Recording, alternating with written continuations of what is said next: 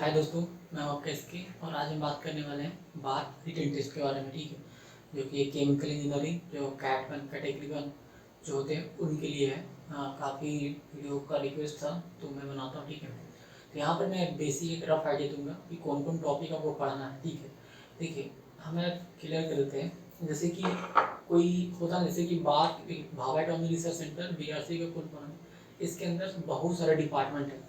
बहुत सारे डिपार्टमेंट कहने का मतलब, अगर मैसूर BRC की बात करें तो वो एक अ, क्या बोलते हैं, उनका एक डिपार्टमेंट अलग है।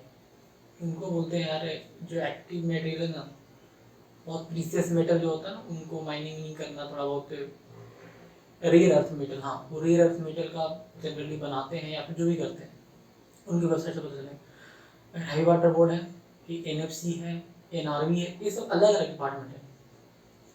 तो ये जो वैकेंसी आई BRC की तरफ से, ये बात ओरिजिनल मुंबई की तरफ से, वन से आपका जो भी जितनी सारी वैकेंसी है, काफ़ी सारे वैकेंसी है।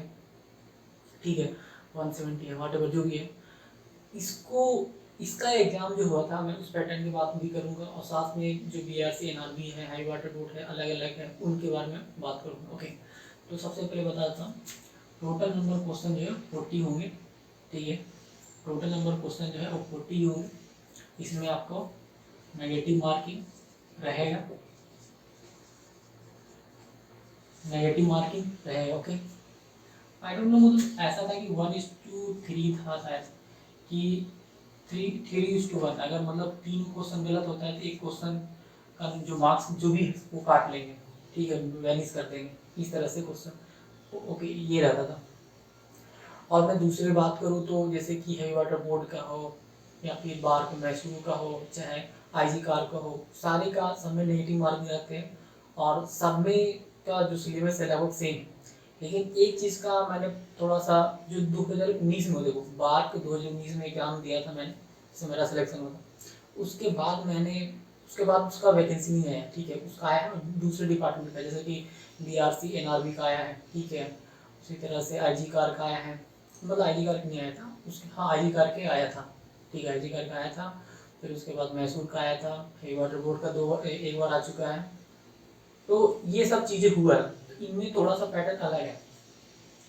तो हम बात करेंगे बाकी 40 क्वेश्चन रहेंगे। और पहले जो एग्ज़ाम होता था सिर्फ मुंबई में होता था, और उनका पैटर्न ये था कि माना कि अगर 5 तारीख को अगर एग्ज़ाम होता है तो वो 5 तारीख को जो है ना, नाइट तक, शाम तक, मतलब 7 PM या फिर 6 PM, इस समय वो रिजल्ट पब्लिक कर देते थे आपको। 6 तारीख को और 7 तारीख को नहीं, 6 और 7 को मेरी आपका रिटन टेस्ट शेड्यूल हो जाता था। ठीक है, पर इस बार क्योंकि नंबर ऑफ कैंडिडेट बहुत ज़्यादा है, नंबर ऑफ कैंडिडेट काफ़ी ज़्यादा है, तो जो मोस्ट ऑफ जो चांसेस का श्योर ही है, समझो कि इस बार जो एग्ज़ाम होगा, जो जो आपने सेंटर दिया है, सेंटर भरा होगा कि मैं यहाँ दूंगा, अपने रिस्पेक्टिव जो स्टेट है वहाँ भरने के लिए ऑप्शन, एग्ज़ाम देने का ऑप्शन दिए होंगे, वही होने वाला है। तो इस परिस्थिति में आपको ये रिलीफ मिल जाता है कि आप एक बार रिटन टेस्ट दीजिए और इंटरव्यू के लिए अलग तैयारी करने के लिए आपको टाइम मिलेगा। तो इतना तो कंफर्म मानिए कि ये पूरे देश भर में होता है। तो रिटन टेस्ट होने के बाद, पहले तो रिटन टेस्ट होगा, उसके बाद रिजल्ट देगा, 15-20 दिन या फिर जो भी लगे। और ये रिजल्ट देने के बाद ही 15-20 दिन का टाइम देते हैं, क्योंकि हर लोग को मुंबई पहुँच पाना टाइम लगता है।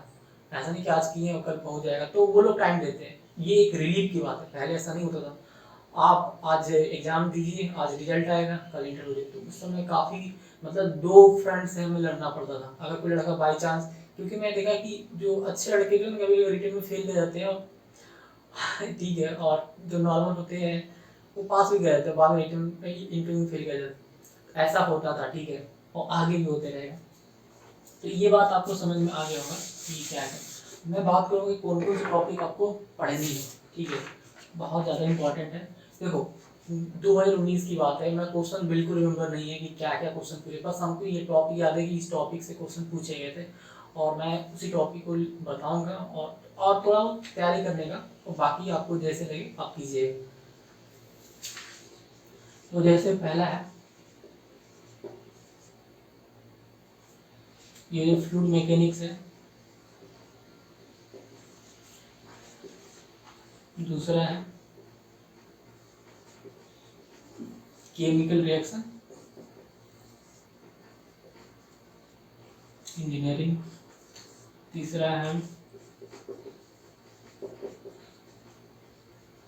Heat transfer. चौथा है मास ट्रांसफर। ठीक है, आज हम बात करें तो थर्मोडायनेमिक्स। छठा में बात करें तो आपका आता है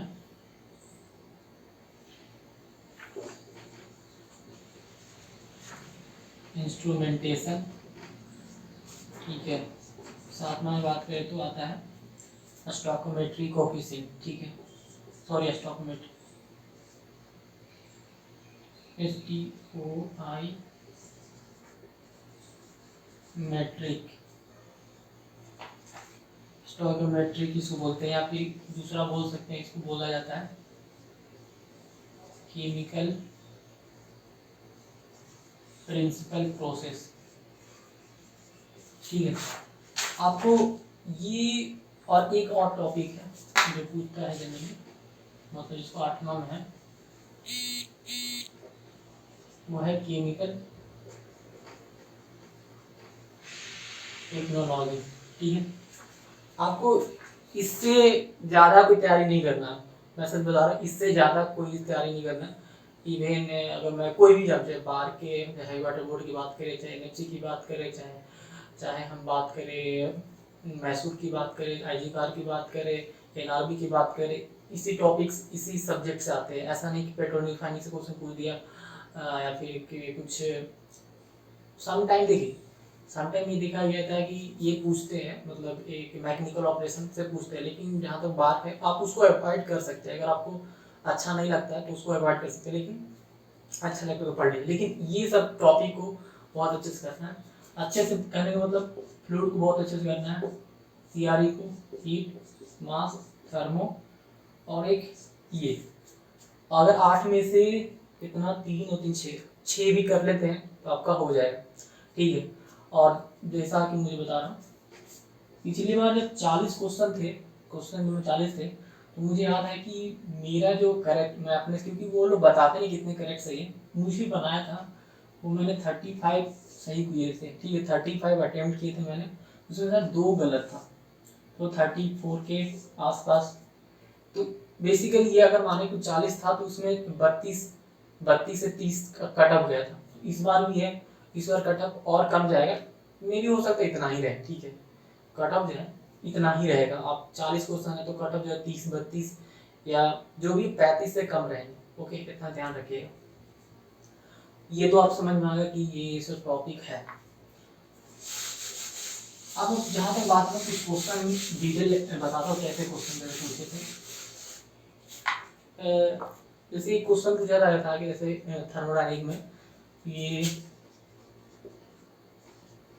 वर्क डन वाइड अगर सिस्टम रहेगा तो क्या होगा, W जो है पॉजिटिव होगा, नेगेटिव होगा, ये सब पूछा गया था। ठीक है, work done on the system रहेगा तब क्या होगा। तो ये क्वेश्चन था, मैं बता रहा हूँ, उसमें बहुत ज़्यादा न्यूमेरिकल नहीं था। जो सबसे बड़ी बात है, अगर मैं बार्क और दूसरे की अगर बात करूँ, जैसे कि बार्क मुंबई और दूसरे की मैं बात करूँ, तो अदर में न्यूमेरिकल था।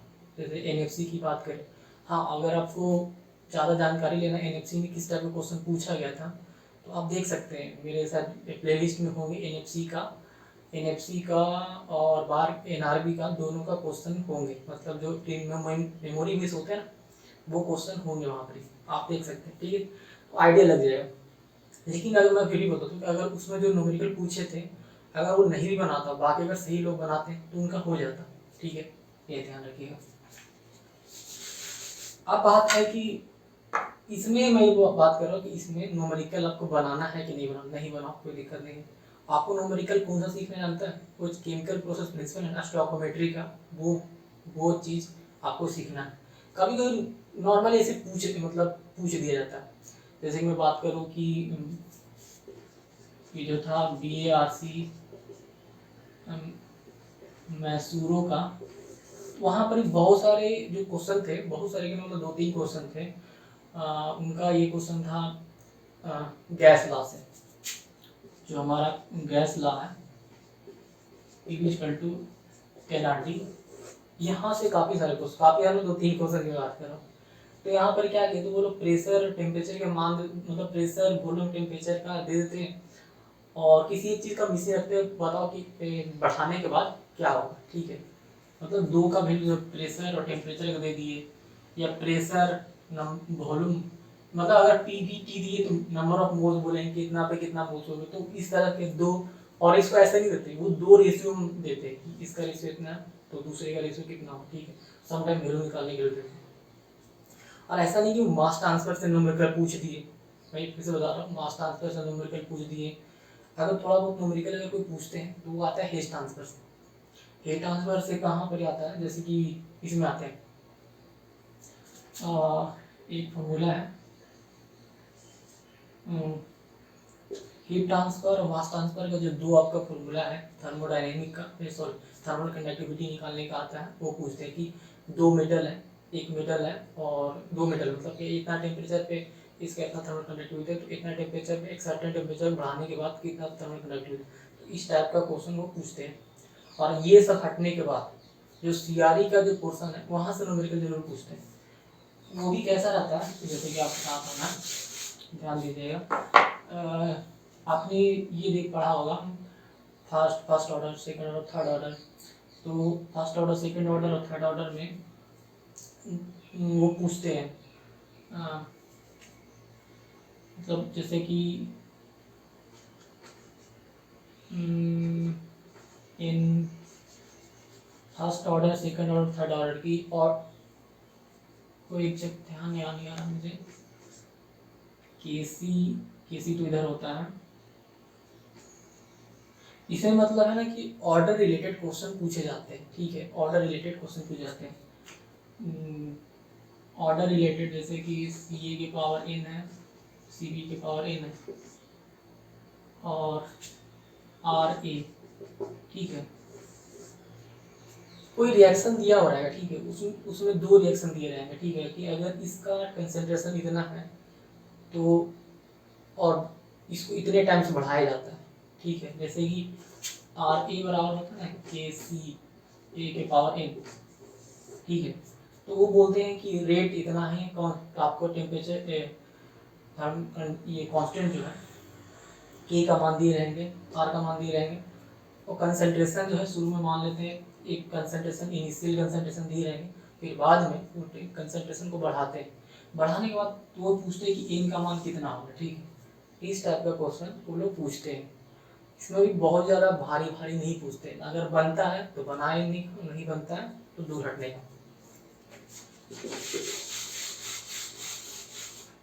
तो बेसिक फंडा ये है कि आपको न्यूमेरिकल बनता है तो बनाए, ना बनता है तो मत बनाए। बाकी जो टॉपिक है उसको अच्छा पढ़े। और मैं फिर से बोल रहा हूँ कि अगर बाई चांस अगर आप थोड़ा आपको लगता है कि आप वो भी उतना पढ़ के रिटर्न निकाल दीजिएगा तो आगे हो जाएगा। यार देखो, मतलब एक मैं पैटर्न नोटिस किया कि जो लड़का मतलब बहुत अच्छे से पढ़ के गया ना, बहुत अच्छे से, मतलब उसका थ्योरी पार्ट काफ़ी स्ट्रॉन्ग है, अगर कोई क्वेश्चन क्रॉस क्वेश्चन अगर कोई कर रहा है तो बता देते हैं। उनसे पता नहीं क्यों वो आसान आसान क्वेश्चन पूछते हैं। देखो ये मैं ये नहीं बोलूँगी आपके साथ भी हो या आप सब किसी के साथ ना हुआ हो, उनको साथ आसान आसान क्वेश्चन आ जाते थे। ठीक है, और जो लोग पहले ही इंटरव्यू देने जाते हैं उनको आसानी क्वेश्चन पूछा जाता है, क्योंकि एक ह्यूमन नेचर है यार। जैसे सपोज है मैं किसी को इंटरव्यू ले रहा हूँ, पहली दफ़ा कोई आ रहा है, इंटरव्यू पहला दिन, पहला स्टूडेंट है, तो जो जो मेरे दिमाग में जो स्मॉल क्वेश्चन है जो बार बार याद होता है, बार बार पूछा जाता है, वही पूछेंगे। और जब खत्म हो जाएगा तो ह्यूमन नेचर है कि बार बार उसी क्वेश्चन को ना पूछ कुछ और पूछा जाएगा, तो आदमी थोड़ा डिफिकल्ट करता है। ये चीज़ ध्यान रखिए, जब भी इंटरव्यू हो कहूँ पहले जाया करिए बेझिझक, डर के हट के आराम से जाया कीजिए पहले।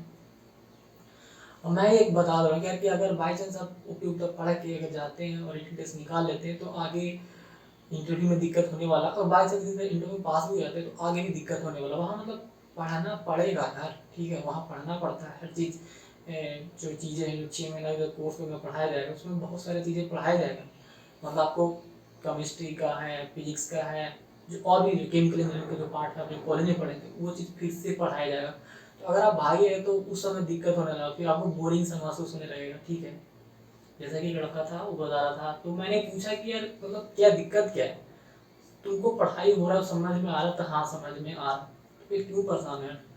तो बेहतर तरीका है, दो किताब मैं रिकमेंड करूँगा जो लीजिएगा। एक है के.वी. नारायणन, ठीक है, और एक है MC के स्मिथ, ये आता है यूनिट ऑपरेशन का, और ये आता है स्टॉकियोमेट्री का।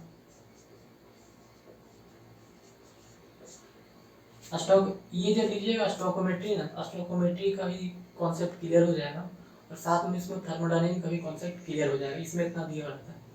स्टॉकियोमेट्री लेने से फायदा क्या होगा कि वो बेसिक जो केमिकल इंजीनियरिंग का पार्ट है या फिर बेसिक जो यूनिट ऑपरेशन का, वो सारे चीज़ इसमें बताए हुए रहते हैं, ठीक है। बहुत अच्छे से एक्सप्लेन किए रहते हैं, मतलब एक प्रैक्टिकल वे में कि देखो यूनिट ऑपरेशन का डिस्लेशन हो रहा तो कैसे हो रहा है, बहुत अच्छे से रिलेट करते हैं। तो यहाँ से बेसिक जो है ना काफ़ी क्लियर हो जाता है।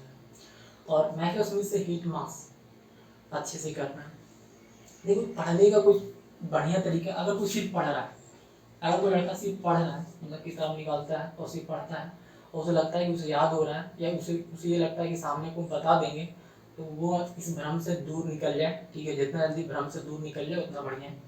अगर आपको पढ़ना है, आप पढ़ रहे हैं तो चाहे तो डिस्कस कीजिए, डिस्कस नहीं कि देख के डिस्कस, मतलब आप पढ़ रहे हैं तो आप बिना देख के आपको बताना है। जैसे अगर कोई पूछता है कि स्टैटिक फ्लूइड क्या है, तो what is the static fluid, तो आपको बताना हो कि हाँ स्टैटिक फ्लूइड एक ऐसा साइंस मतलब फ्लूइड का ही स्टडी करने का तरीका है जिसमें फ्लूइड अगर रेस्ट में रहता है, ठीक है, तो हम उसके बिहेवियर को स्टडी करते हैं, that is called static fluid, ठीक है।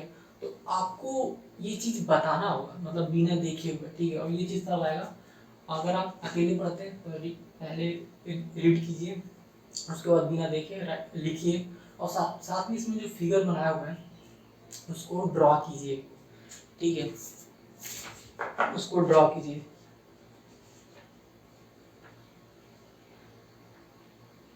जैसे कि मैंने एक बताया था, जैसे वेंचुरोमीटर का एग्जांपल ले लेते हैं हम। Suppose I have taken a venturimeter example as example. तो आपका आता था क्या, वेंचुरोमीटर,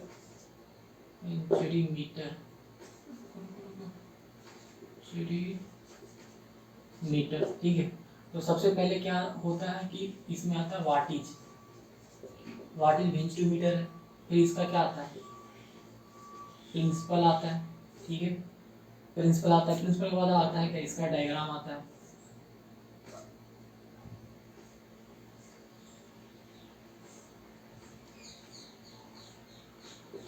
ये आपका जो डायग्राम आया, ठीक है, ये डायग्राम बनाए, डायग्राम आया, तो इसमें प्रूव करना होता है, मतलब flow rate, find the expression of flow rate. तो वेंचुरोमीटर से जो फ्लो रेट हो रहा है उसका एक्सप्रेशन को डिटरमाइन करना, तो इसको जो फ्लो रेट डिटरमाइन कीजिएगा तो इसमें कुछ सारे फॉर्मूला अप्लाई होता है। जैसे कि मान लेते हैं D1 है, ये D2 है, इसमें यहाँ पर U1 है, यहाँ पर U2 है, इस तरह से सारे चीज़, ये है एरिया A1 है, ये A2 है, ये सारे जो कंबाइन कैसे हो रहे हैं, जैसे कि फिर कैसे आते हैं, इसमें हम न्यूटन सेकंड लॉ को यूज करते हैं, Newton second law motion use करते हैं जो कि मोमेंटम की डेफिनेशन देता है, तो वहाँ पर हम लोग यूज करके आगे बढ़ते हैं। तो ये चीज़ें अब जब पढ़े ना तो इसको कीजिए, खुद से लिखिए। इस ऐसे लिखने से फायदा ये होगा कि अगर कहूँ से भी क्वेश्चन वो पूछते हैं ना तो आपको बता पाइएगा। जैसे कि आप लिखते हैं तो पूछेगा कि इसका डायमीटर का रेशियो, जो आगे वाला जो डायमीटर का रेशियो है उससे कितना गुना होता है जनरली, तो ये जनरल ऐसे क्वेश्चन पूछते हैं, तो आप ऐसा नहीं देखिए, ये चीज़ आपको उपयुक्ता मिलेगा। लेकिन मैं ये बोल रहा हूँ कि आपको ये चीज़ वहाँ करके देना पड़ेगा, बताना पड़ेगा। आप कम से कम 2-3 बार प्रैक्टिस कीजिए, आपके पास 2-3 महीना टाइम है, अच्छे से कीजिए। एग्जाम अभी का देखो नोटिस दे देगा मेरे ख्याल से, क्योंकि जिसमें नंबर ऑफ कैंडिडेट बता रहे कितने कितने कैंडिडेट पार्टिसिपेट किए हैं, मतलब फॉर्म भरे हैं, तो मेरे ख्याल से लग रहा है वो लोग अपना काम करना शुरू कर दिए, मतलब एक्टिव हो गए कि एग्ज़ाम लेना है, क्योंकि इलेक्शन भी आ रहा है। तो मतलब इलेक्शन अगले साल है, तो इस बार हो सकता है ये लोग जल्दी करके ज्वाइन करवा दें। ठीक है, इलेक्शन के पहले ज्वाइनिंग हो गया तो सही है, नहीं तो फिर तो लंबा खींचेंगे।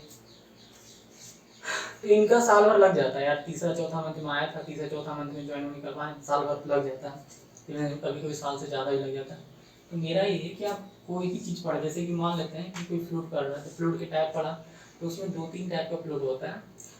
फ्लूट जैसे डिफाइन किए हैं, आइडियल फ्लूट है, रियल फ्लूट है, उसमें फ्लूट का सीएसटीज के साथ फ्लूट बांटा गया है, कंप्रेसिबल कंप्रेसिबल इनकम्प्रेसिबल है, फिर न्यूटनियन क्या बोलते हैं, Newton's law, second Newton's law के हिसाब से बांटा गया है, सेकंड न्यूटनियन नॉन न्यूटनियन। तो उसका जो फिगर आता है बनाने के लिए वो बताइए, ठीक है। और सबसे बेस्ट तरीका यही है कि आप पढ़ें, और मैंने ही बताया था कि जैसे इंटरव्यू में कोई जाता है और अपनी बात कोई नहीं रख पाता, मतलब वो पढ़ा है, ध्यान में है, लेकिन बोल नहीं पाता, तो बेहतर तरीका ये है कि आप, क्योंकि इंटरव्यू में हम बोर्ड उड़ रहते हैं, तो आप चौक या फिर चौक तो नहीं रहते, मार्कर ही रहते हैं, चौक शायद मुंबई बाग में था, जो भी हो, तो आप उठाइए और बना के उनको दिखाइए, ठीक है। कभी कभी वो कुछ सिचुएशन बेस्ड क्वेश्चन देते हैं, तो ये सब चीज़ें हल होगा जब ये प्रूव कीजिएगा, प्रूव कीजिए ना, बार बार दिमाग काम करता है यार कि अच्छा ये न्यूटन सेकेंड लॉ कहाँ से ला रहे हैं, ठीक है, ये चीज़ कैसे ऐड कर रहे हैं, फिर कैसे का आगे कैसे बढ़ेंगे, ये खुद से कीजिए, फिगर बनाइए, तो आपको समझ में आएगी डी कौन है, डी टू कौन है, यू कौन है, इवन टू है, अपने आप माइंड में ऑटोमेटिक क्वेश्चन करने लगता है। इस तरह से आपको आगे बढ़ना है। तो ये सब करने के बाद जो है ना, आपको उपयुक्त जब पढ़ते हैं ना, आसानी से बनेगा, तो आप रिटन टेस्ट बहुत आसानी से निकालिएगा। कोशिश कीजिए कि अपने दोस्तों से डिस्कस, जो भी पढ़ा रहे हैं वो डिस्कस कीजिए, अगर नहीं हो पा रहा है तो खुद से डिस्कस कीजिए। खुद से डिस्कस करने का मतलब है पढ़िए लिखिए, पढ़िए लिखिए। और हाँ, एक क्वेश्चन एक लड़का ने पूछा था मेरे ख्याल, हाँ, इधर क्या हम डिप्लोमा जो है ये कैट वन के लिए क्या कैट वन के लिए केमिकल, जो भी केमिकल इंजीनियर का था या कोई और ब्रांच का था, I don't care, I mean I don't mind, तो वो फर्क नहीं पड़ता। वो बोलना था कि गेट का जो होता है, गेट का जो लेक्चर है उनको देखे तो कैसा रहेगा। यार देखो, अगर आपको गेट का लेक्चर समझ में आ रहा है, ठीक है, जो खासकर जब, क्योंकि मैं जब तैयारी करता था, तो मैं काफ़ी लेक्चर सुना करता था। गेट का जाने का मतलब जो NPTEL का जो उनका वेबसाइट है, यूट्यूब चैनल है NPTEL का, जो भी IIT जो कॉलेज है, उनका जो केमिकल इंजीनियरिंग डिपार्टमेंट है, जो भी रिस्पेक्टिव डिपार्टमेंट है, उनका उनका उनका लेक्चर सुना कीजिए। कुछ थोड़ा सा जो सोचने का जो क्षमता है ना, कि अच्छा ऐसे देखा जाता है, आपको वो एक आइडिया मिलेगा। अगर आपको समझ में आता है उनका लेक्चर, सुना कीजिए, अच्छा लगेगा। और ख़ासकर अगर कोई लेडीज मैम अगर कोई लेक्चर दे रही है तो बिल्कुल अच्छा लगेगा, ठीक है, ऐसा नहीं just because of female sides, no, वो आई डोंट नो, मतलब उनका मोस्टली मैं देखा कि अच्छा लगता। कुछ जो प्रोफेसर होते हैं उनका भी काफ़ी सही था, ठीक है।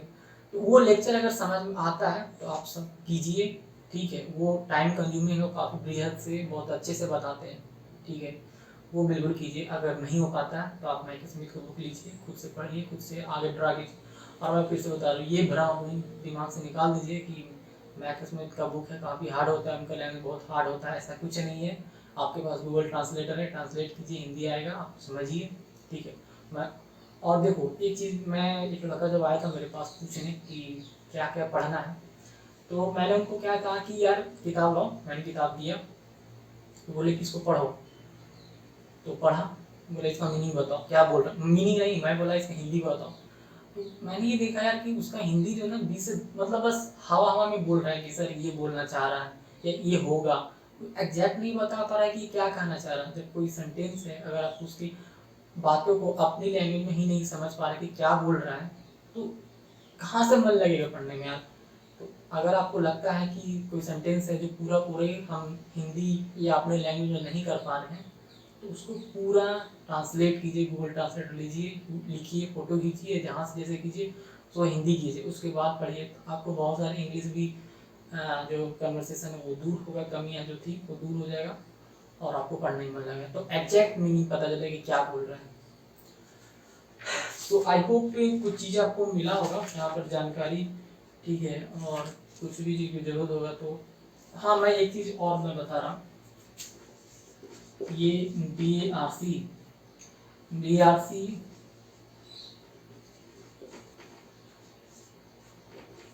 केमिकल इंजीनियरिंग का हम एक व्हाट्सएप ग्रुप बनाने वाले हैं।